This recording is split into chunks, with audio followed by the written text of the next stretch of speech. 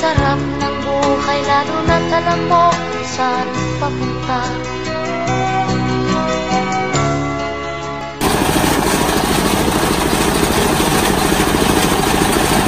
Basura ninyo nga silupin, kindi, chipi, cheese curls, among nang gahaputon kada bulan, among gabuhaton ka na og mga bangko, mga igsuon, recycled chair. Kung napamoy basura, kuhaon pagyapo na, ihatod mo na ang ibalik sa inyo.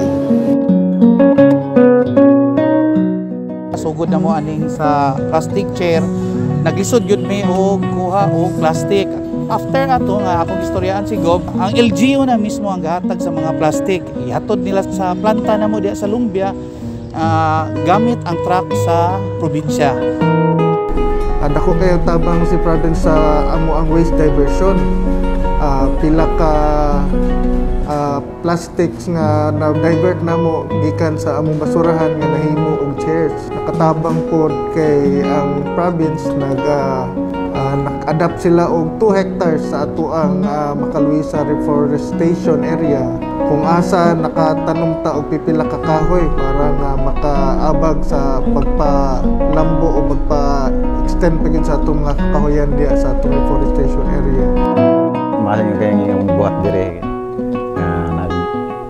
sige lang tagtanong mo kahoy nga ngani ta gusto ta na ko nga magpadayon lang gyapon ngani nga magtanong tagkahoy kay para sa atong kuan nga makatabang ta sa atong katawhan. So far no kay very supportive kayo si Governor sa amo ang cause no. So instant man ang iyahang mga actions and support na ginahatag sa amoa anytime makaduol mi sa iyaha. We are very happy pod nga kanang open per mi ang atong mga communication, no? So anytime pwede ta makatawag dito sa taga-province o natay mga kinahanglanon. And we also do the same, no?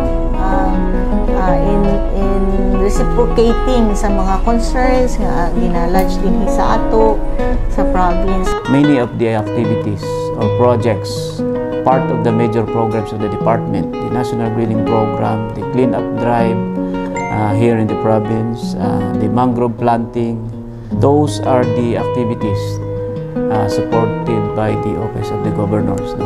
And that's a very good indication po na nagiging successful yung aming implementation. That because someone, the head of the province is backing our programs. Itong basic concern ani sa atong kinayahan nga maprotektahan nato, ma-preserve nato not only for us karong nga generation but we think of our future generations. I promised myself what happened to Sendong, the calamities that will come, we might not be able to save everybody, but by God, we will be prepared. Kalagan ng kali sa paa, imulat ng iyong mga mata. Kay sarap ng buhay, lalo na't alam mo kung saan papunta.